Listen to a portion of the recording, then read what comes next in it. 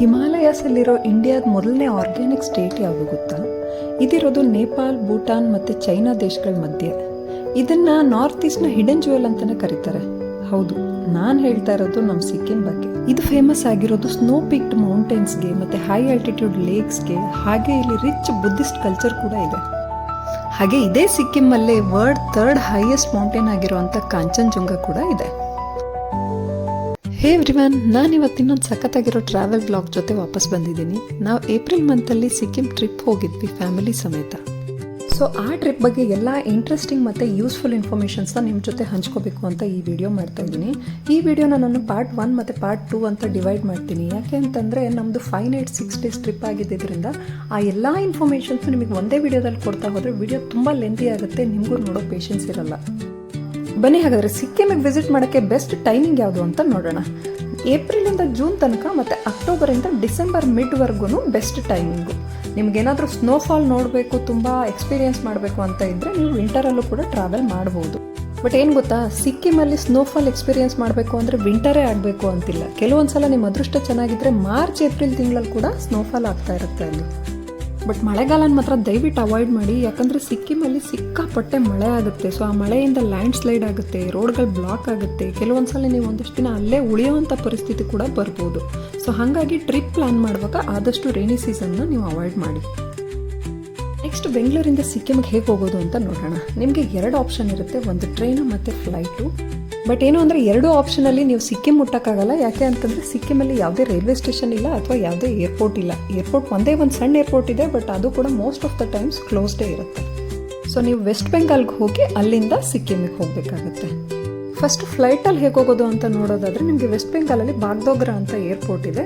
ಬೆಂಗಳೂರಿಂದ ಅಲ್ಲಿಗೆ ನೀವು ಫ್ಲೈ ಮಾಡ್ಬೋದು. 1 ವೇ ಕಾಸ್ಟ್ ಬಂದು 8,000 ರಿಂದ 9,000 ರೂಪಾಯಿ ಆಗುತ್ತೆ.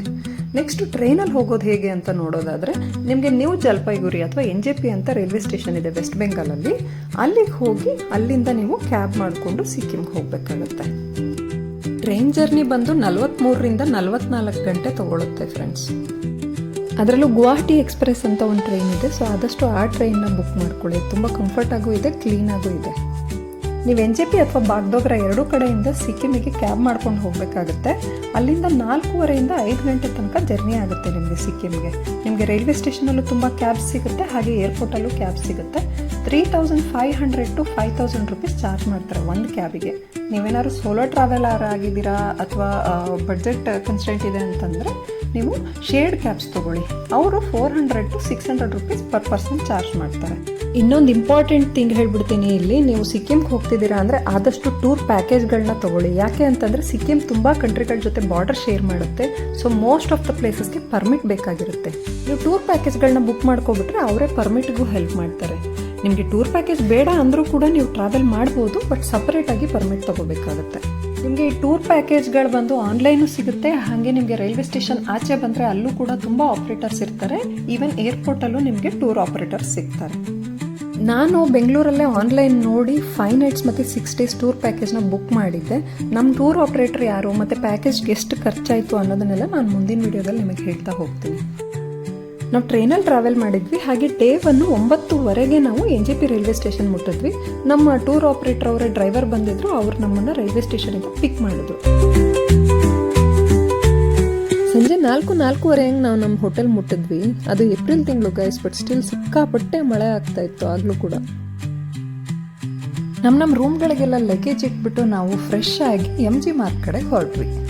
ನೀವು ಗ್ಯಾಂಗ್ಟಾಕ್ ಬಂದಿದ್ದೀರಾ ಅಂತಂದರೆ ಯಾವುದೇ ಕಾರಣಕ್ಕೂ ಒಂದು ಈವ್ನಿಂಗ್ನ MG ಮಾರ್ಗಲ್ಲಿ ನೀವು ಕಳೆಯೋದನ್ನ ಮಿಸ್ ಮಾಡಲೇಬೇಡಿ.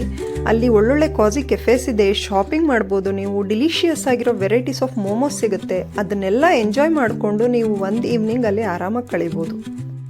ಶಾಪಿಂಗ್ ಅಂತ ಬಂದರೆ ನಾನು ಸಜೆಸ್ಟ್ ಮಾಡೋದು MG ಮಾರ್ಕಿನೂ ಲಾಲ್ ಬಜಾರಲ್ಲಿ ಮಾಡಿ.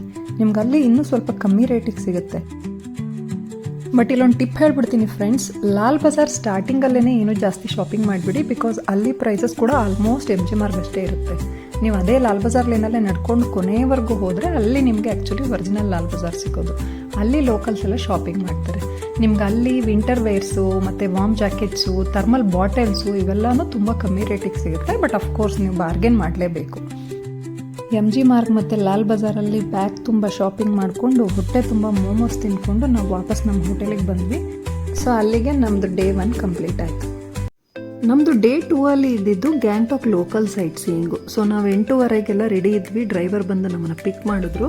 ಮೊದಲನೇ ಪ್ಲೇಸು ನಾವು ಹೋಗಿದ್ದೇನೆ ಹನುಮಾನ್ ಟೋಕ್ ಅಂತ, ಹನುಮಂತನ ದೇವಸ್ಥಾನ. ತುಂಬ ಪೀಸ್ಫುಲ್ ಆಗಿತ್ತು ಆ ದೇವಸ್ಥಾನ. ಆ ದೇವಸ್ಥಾನನ ಇಂಡಿಯನ್ ಆರ್ಮಿಯವ್ರು ಮ್ಯಾನೇಜ್ ಮಾಡ್ತಾ ಇರೋದು, ಹಾಗಾಗಿ ತುಂಬ ಕ್ಲೀನಾಗಿತ್ತು. ಆ ಪ್ರಿಮಿಸಸ್ ಎಲ್ಲ ಆ್ಯಂಡ್ ಪೀಸ್ಫುಲ್ ಇತ್ತು. ಹಿಂದೂ ಪುರಾಣದ ಪ್ರಕಾರ ರಾಮಾಯಣದ ಟೈಮಲ್ಲಿ ಲಕ್ಷ್ಮಣನ್ ಗಾಯ ಆದಾಗ ಹನುಮಂತ ಸಂಜೀವಿನಿ ಮೂಲಿಕೆನ ತೊಗೊಂಡು ಹೋಗ್ಬೇಕಾದ್ರೆ ಈ ಜಾಗದಲ್ಲಿ ಸ್ವಲ್ಪ ಹೊತ್ತು ರೆಸ್ಟ್ ಮಾಡಿದ್ರು ಅಂತ ಹೇಳ್ತಾರೆ. ಆಂಜನೇಯನ ದರ್ಶನ ಪಡ್ಕೊಂಡು ನಮ್ಮ ಸವಾರಿ ನೆಕ್ಸ್ಟ್ ಹೊಟ್ಟಿದ್ದು ಗಣೇಶ್ ಟೋಕ್ ಕಡೆ. ಈ ಹಿಲ್ ಟಾಪ್ ಟೆಂಪಲ್ ಇರೋದು 6500 ಫೀಟ್ ಎತ್ತರದಲ್ಲಿ. ಇದರಿಂದ ನಿಮಗೆ ಗ್ಯಾಂಗ್ಟಾಕ್ ಸಿಟಿ ಪೂರ್ತಿ ಕಾಣುತ್ತೆ. ಹಾಗೆ ನಿಮಗೆ ವೆದರ್ ಕ್ಲಿಯರ್ ಇದೆ ಅಂತಂದರೆ ನಿಮಗೆ ಮೌಂಟ್ ಕಾಂಚನಜುಂಗ ಕೂಡ ಕಾಣುತ್ತೆ ಅಂತ ಹೇಳ್ತಾರೆ.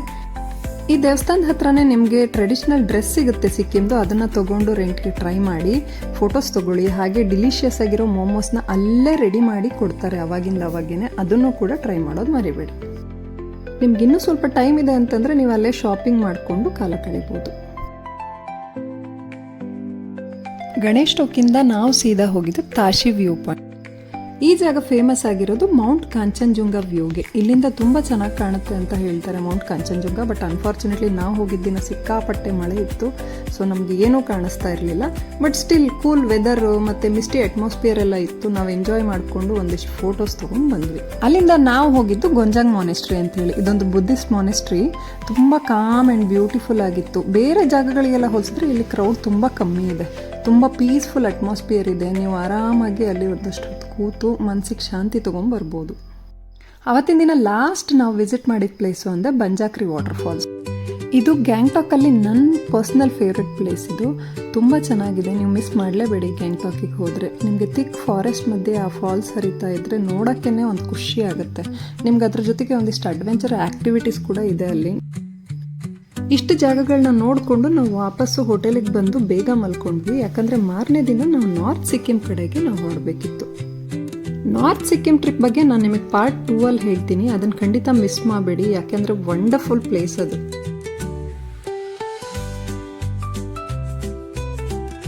This is all about part 1. Part 2 ಅಲ್ಲಿ ನಾನು ನಿಮ್ಮನ್ನು ಮತ್ತೆ ಮೀಟ್ ಮಾಡ್ತೀನಿ. ಅಲ್ಲಿವರೆಗೂ take care, keep travelling. Please like, share and subscribe to my channel. Take care. Bye bye.